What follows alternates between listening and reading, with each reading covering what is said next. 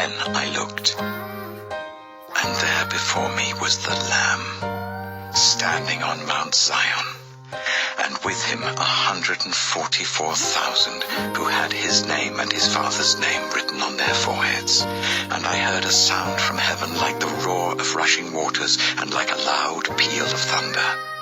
The sound I heard was like that of harpists playing their harps. And they sang a new song before the throne and before the 4 living creatures and the elders. No one could learn the song except the 144,000 who had been redeemed from the earth. These are those who did not defile themselves with women, for they remained virgins. They follow the Lamb wherever he goes.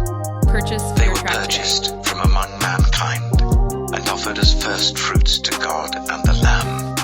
No lie was found in their mouths. They are blameless.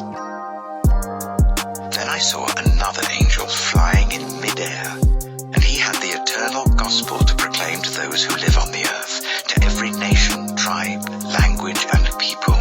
He said in a loud voice, "Fear God and give him glory, because the hour of his judgment has come. Worship him who made the heavens, the earth, the sea, and the springs of water."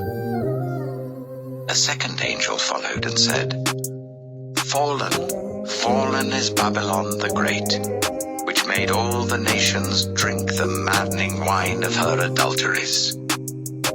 A third angel followed them and said in a loud voice, "If anyone worships the beast and its image and receives its mark on their forehead or on their hand, they too will drink the wine of God's fury, which has been poured full strength into the cup of his wrath. They will be tormented with burning sulfur in the presence of the holy angels and of the Lamb, and the smoke of their torment will rise forever and ever.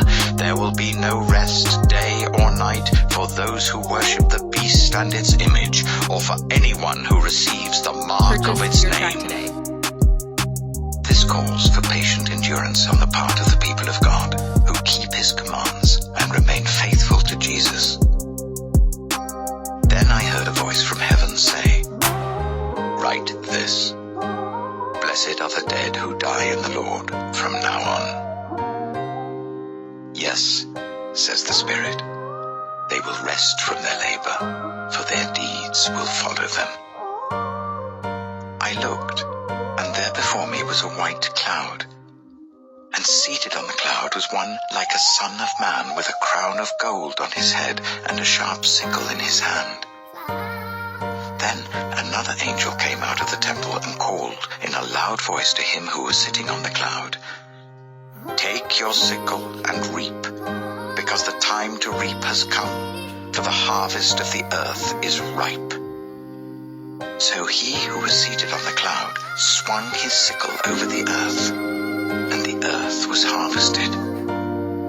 Another angel came out of the temple in heaven, and he too had a sharp sickle.